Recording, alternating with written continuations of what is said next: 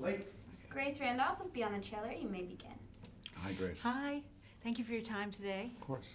This is a movie about an artist wanting credit for their work, even if it costs them all their financial success. As an artist yourself, a writer and a director, why is that so important? Well, you want to be recognized for what it is that you're creating, and you don't really want to share that with a grand manipulator.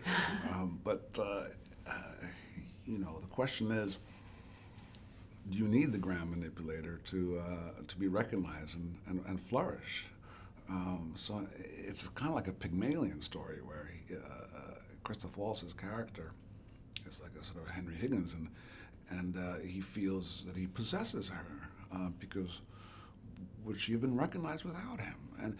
And that sort of perpetuates his own megalomania and the lie within himself, where he actually feels he's actually created her work as well. And I think, like any great manipulator, they're enchanting, and they're able to control you because of their intelligence. Mm-hmm. And I think that's why she's stayed with him that long. But finally, she had to break free and find her own individuality and stand on her own 2 feet. A little bit like Eliza Doolittle as well. I think that's a great. Eliza Doolittle, that's a great parallel. I think that it's very much a Tim Burton theme in all his work. It's about a character that's misunderstood by society, that has to break the mold to find their own individuality and therefore finally accept themselves and be recognized.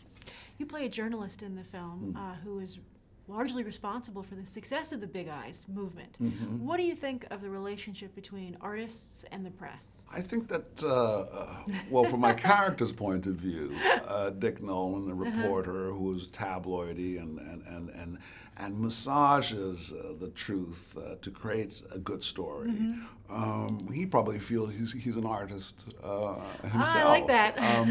And he feels he's creating Walter Keynes as an artist.